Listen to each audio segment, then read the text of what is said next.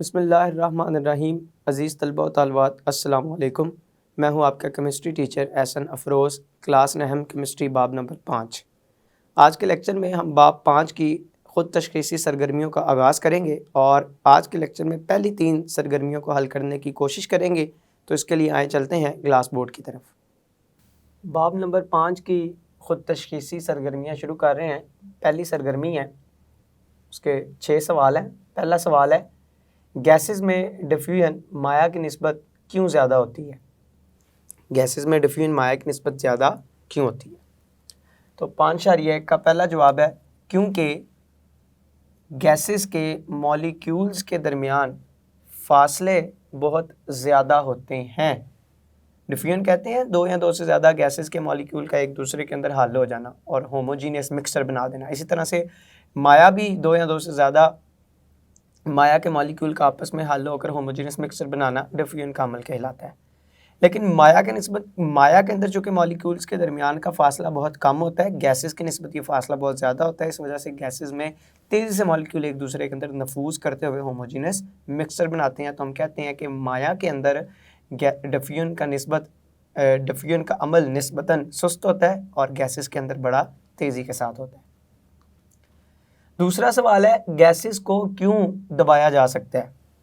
क्योंकि गैसेस के मॉलिक्यूल्स एक दूसरे से बहुत दूर दूर होते हैं, इसलिए इनको दबाया जा सकता है। इस अमल को, इस खासियत को कंप्रेसिबिलिटी का नाम दिया जाता है। अब गैसेस को दबाया क्यों जा सकता है? क्योंकि मॉलिक्यूल एक दूसरे से बहुत ज़्यादा फासले के ऊपर हैं। तो जब हम इनको दबाते हैं तो मॉलिक्यूल एक दूसरे के करीब आने के चांस भी ज़्यादा होते हैं, फासला ज़्यादा होने की वजह से। इसलिए गैसेस ये अमल ज़ाहिर करती हैं, कंप्रेसिबिलिटी ज़ाहिर करती हैं। तीसरे नंबर पर सवाल है कि पास्कल से क्या मुराद है? एक एटीएम कितने पास्कल के बराबर होता है? पहले तो पास्कल की तारीफ लिखते हैं। पास्कल ये वो प्रेशर है जो 1 न्यूटन फोर्स फी मुरब्बा मीटर एरिया पर डालती है। कितनी फोर्स? 1 न्यूटन। और कितने एरिया पर लगती है? फी मुरब्बा मीटर। मिसाल के तौर पर अगर मेरे पास ये एक फी मुरब्बा मीटर एरिया है, इतने एरिया पर एक मैं फोर्स लगाता हूँ और वो फोर्स कितने की लगती है? 1 न्यूटन की लगती है। तो 1 न्यूटन की फोर्स इस फी मुरब्बा मीटर एरिया के ऊपर लगकर जो प्रेशर बना रही है, उस प्रेशर को मैं क्या कहता हूँ? 1 पास्कल का नाम देता हूँ। और मसावात की शक्ल में उसको लिखा जा सकता है कि पास्कल यानी कि प्रेशर ये वो फोर्स है जो 1 न्यूटन की फोर्स फी मुरब्बा मीटर पर लग रही है। तो इसको न्यूटन फी मुरब्बा मीटर की शक्ल में लिखा जा सकता है। अगर मैं एटीएम के साथ मुवाजना करूँ तो एक एटीएम बराबर होता है 1,01,325 पास्कल के। ये वैल्यू आपको ऐसे ही ज़बानी याद रखना पड़ेगी। चौथा सवाल है, ठंडा होने पर गैसेस की डेंसिटी क्यों कम होती है? ठंडा होने पर गैसेस की डेंसिटी बढ़ती है, कम नहीं होती, बढ़ती है गैसेस की डेंसिटी। ये बात याद रखेंगे कि ठंडा होने पर डेंसिटी बढ़ती है। कैसे? ज़रा ताल्लुक देखते हैं डेंसिटी का। डेंसिटी बराबर है मास और वॉल्यूम की निस्बत के। जहाँ से हम बता सकते हैं कि डेंसिटी और वॉल्यूम में क्या ताल्लुक है? इनवर्स। इसका मतलब अगर वॉल्यूम कम होगा तो डेंसिटी बढ़ेगी। अब जब हम किसी गैस को ठंडा करते हैं तो ठंडा करने से मुराद मॉलिक्यूल एक दूसरे के करीब आ रहे हैं। मॉलिक्यूल करीब आएंगे तो वॉल्यूम कम हो जाएगा। तो वॉल्यूम कम होने से मुराद है डेंसिटी बढ़ जाएगी। तो ठंडा होने पर वॉल्यूम कम होने की वजह से डेंसिटी बढ़ जाती है। आगे 5वां सवाल है कि गैसेस की डेंसिटी को ग्राम फी क्यूबिक डेसीमीटर में और माया की डेंसिटी को ग्राम फी क्यूबिक सेंटीमीटर में क्यों जाहिर किया जाता है? बाप के अंदर भी हमने बड़ी तफसील के साथ समझी है बात। हमने कहा था कि चूँकि गैसेस की जो डेंसिटी है वो माया की निस्बत 1000 गुना कम होती है, लिहाजा एक छोटा यूनिट चाहिए गैसेस की डेंसिटी को जाहिर करने के लिए। इसलिए हम इनकी डेंसिटी को ग्राम फी क्यूबिक डेसीमीटर के अंदर जाहिर करते हैं, जबकि माया की डेंसिटी को ग्राम फी क्यूबिक सेंटीमीटर के अंदर जाहिर करते हैं। उसके बाद 6ठा सवाल है, मंदरजा ज़ैल को तब्दील करें। पहले नंबर पर है 70 सेंटीमीटर मरकरी को हमने एटीएम में तब्दील करना है। सवाल है कि 70 सेंटीमीटर मरकरी को तब्दील करना है किस में? एटीएम के अंदर। तो कैसे करेंगे? इसके लिए हमें एक जर्नल वैल्यू पहले पता होनी चाहिए, और वो क्या है कि जो 76 सेंटीमीटर मरकरी है, 76 सेंटीमीटर मरकरी, ये असल में बराबर होता है 1 एटीएम के। अगर 76 सेंटीमीटर मरकरी 1 एटीएम के बराबर है तो 1 सेंटीमीटर मरकरी कितने एटीएम के बराबर होगा? ये बराबर होगा 1/76 के। ये 76 इस तरफ आके तकसीम हो जाएगा। अगर 1 सेंटीमीटर मरकरी इतने एटीएम के बराबर है तो 70 सेंटीमीटर के लिए आप आसानी से वैल्यू निकाल सकते हैं। एक के लिए अगर आप निकालने हैं तो 70 के लिए इसको 70 से ज़रब दे देंगे। उसका मतलब कि 70 सेंटीमीटर मरकरी ये बराबर होगा 1/76 ज़रब 70, तो ये जवाब आ जाएगा 0.92 एटीएम। तो ये आपका मतलूबा जवाब है, आपने सेंटीमीटर मरकरी को एटीएम में तब्दील कर लिया। बी जुज़ है इसका 3.5 एटीएम को टॉर में तब्दील करना है। हमने क्या करना है? 3.5 एटीएम को तब्दील करना है किस में? टॉर में। तो पहली बात तो हमें ये पता होनी चाहिए कि जो एक एटीएम है, एक एटीएम ये बराबर होता है 760 टॉर के, अगर एक एटीएम हो। लेकिन हमारे पास 3.5 एटीएम है, तो 3.5 एटीएम कितने टॉर के बराबर होंगे? 3.5 एटीएम ये बराबर होने चाहिए 760 को ज़रब दे देंगे 3.5 से, तो ये 2660 टॉर के बराबर होगा और यही हमारा मतलूबा जवाब होगा। सी जुज़ इसका क्या है कि 1.5 एटीएम को पास्कल में तब्दील करना है। 1.5 एटीएम को हमने पास्कल के अंदर तब्दील करना है। पहले नंबर पर तो हमें यह पता होना चाहिए कि एक एटीएम कितने पास्कल के बराबर है। तो एक एटीएम बराबर होता है 1,01,325 पास्कल की।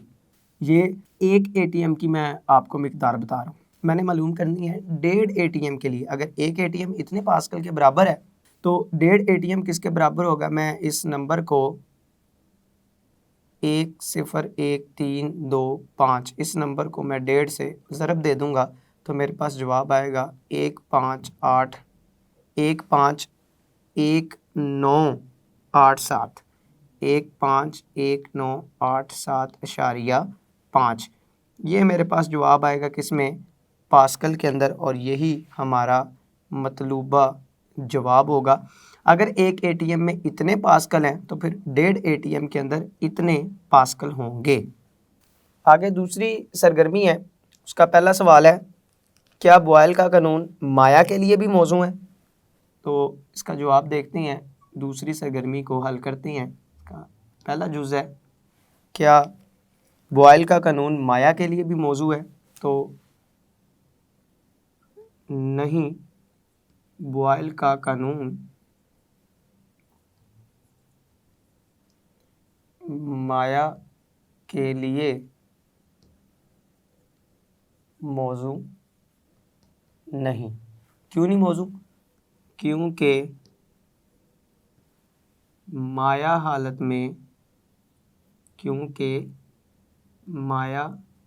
हालत में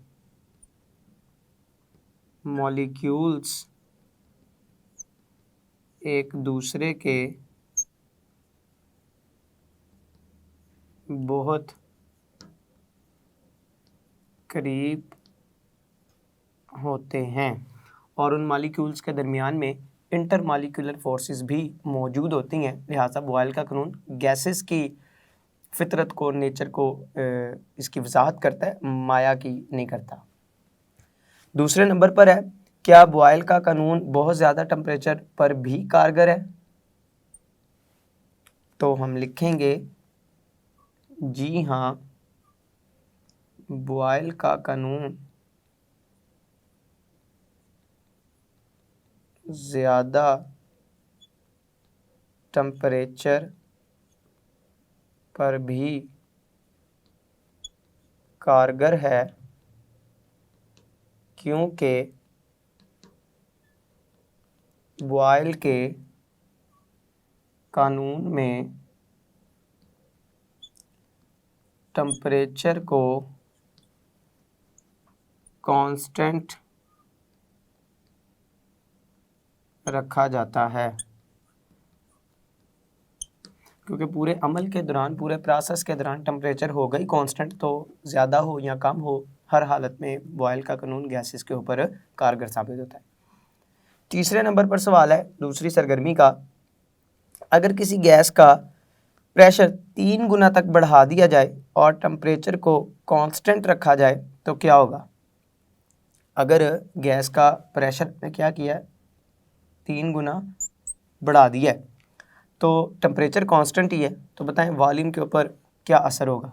बॉयल के कानून के अंदर हमने पढ़ा था कि प्रेशर और वॉल्यूम दोनों के अंदर जो ताल्लुक है वो कांस्टेंट टेम्परेचर के ऊपर इनवर्स ताल्लुक है दोनों के अंदर। अगर हम प्रेशर बढ़ा रहे हैं तो जिस निस्बत के साथ प्रेशर बढ़ा रहे हैं उसी निस्बत के साथ वॉल्यूम क्या होगा, कम होगा। इनवर्स ताल्लुक का यही मतलब होता है।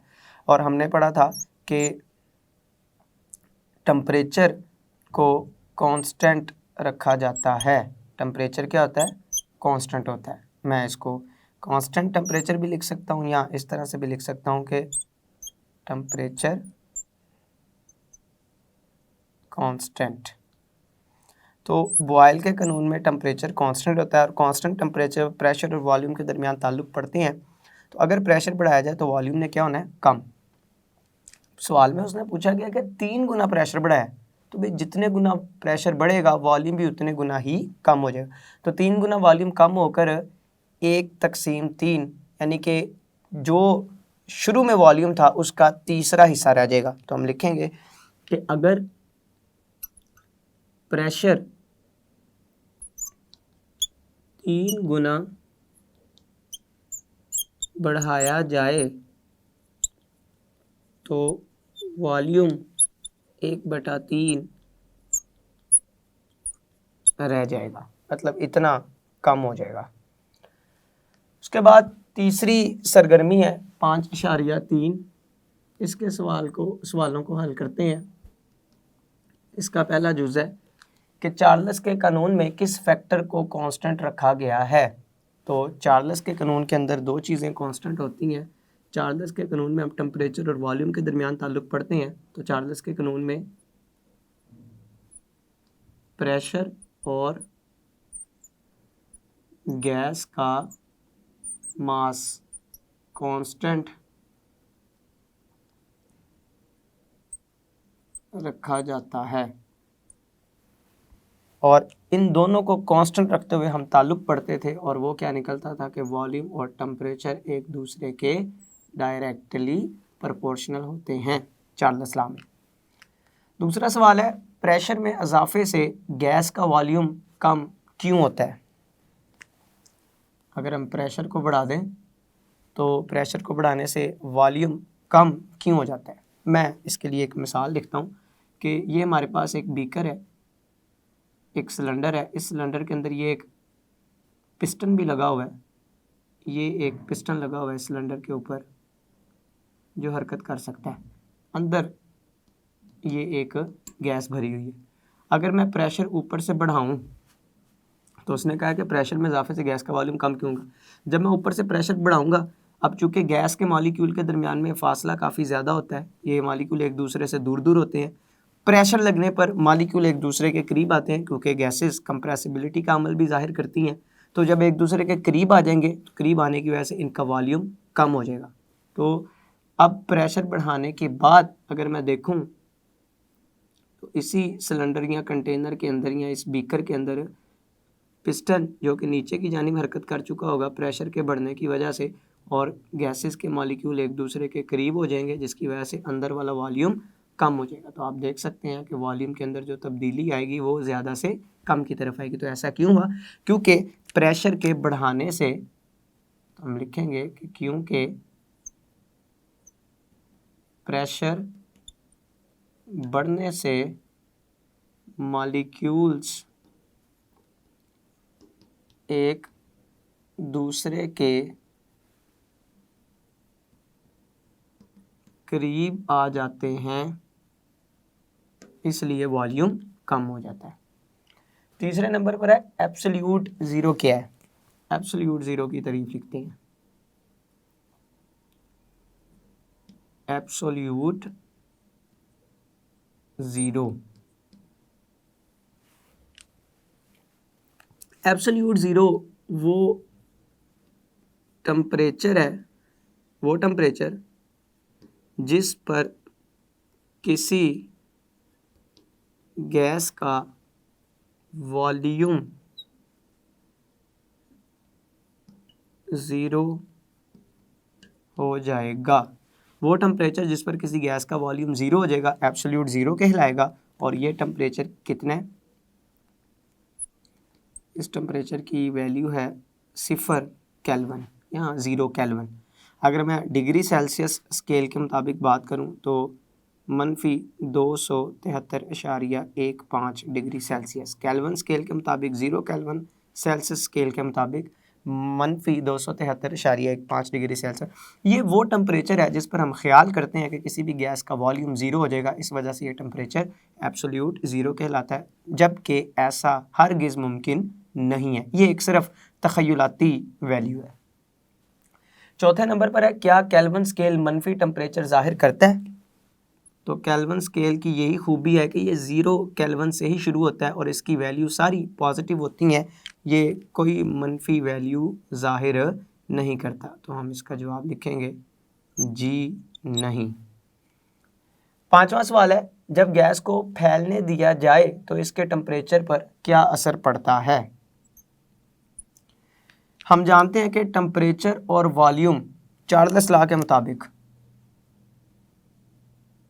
चार्ल्स के कानून के मुताबिक मैं जानता हूं कि टेम्परेचर और वॉल्यूम इन दोनों में डायरेक्टली रिलेशन है, ताल्लुक़ है। अगर वॉल्यूम बढ़ेगा तो इसका मतलब टेम्परेचर भी बढ़ेगा। तो अगर हम गैस को फैलने दे रहे हैं तो इससे मुराद कि वॉल्यूम बढ़ है, वॉल्यूम बढ़ेगा तो टेम्परेचर भी बढ़ेगा। तो क्या असर होगा? वॉल्यूम के गैस के फैलने से हम लिखेंगे कि किसी गैस के फैलने से टेम्परेचर में इजाफा होगा। आगे छठा सवाल है क्या आप किसी गैस का वॉल्यूम बढ़ाकर इसे ठंडा कर सकते हैं?